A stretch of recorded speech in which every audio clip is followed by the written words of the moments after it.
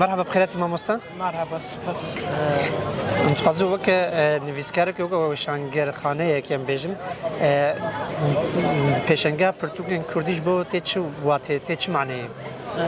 پیشنگاه پرتغال کردی از دیشم یعنی برای زارکی من کردی هم. بله. کردی بنویسیم کردی بخونم. یعنی zaten Türkiye'de jiyandakın زارکی من ترکی داغ خبر. بله. کردی خو بیاد کن. اصالت خود زمانی دایی که خو بیاد کن. دیجی برای دبستان میجیبن. دیجی باغ. کردی هم جدیده نباشه از دیجی.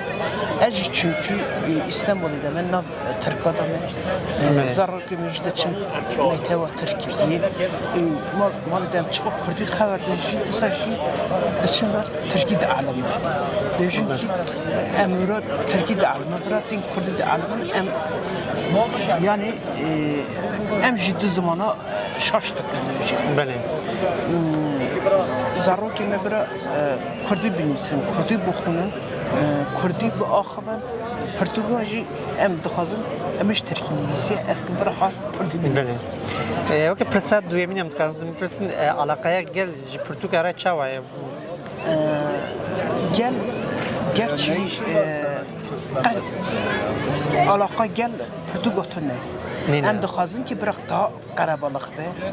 daha برای جن زار زلاف Kış çare ben Portegalci ama yemeci ser Kürdi zede zakt ditene jam ditene serva malbatanaj benisiye bra yemeci bugün Kürdici bugün bra bu konunun bilgi oku bilinci oku daha zede bakar. Vaka jin yani jin viskar nevisenin alakaya gel viskari jin raçavaya nerina çavaya. علاقه گل نویسکاری جن آزادی جنیتونه از بیشم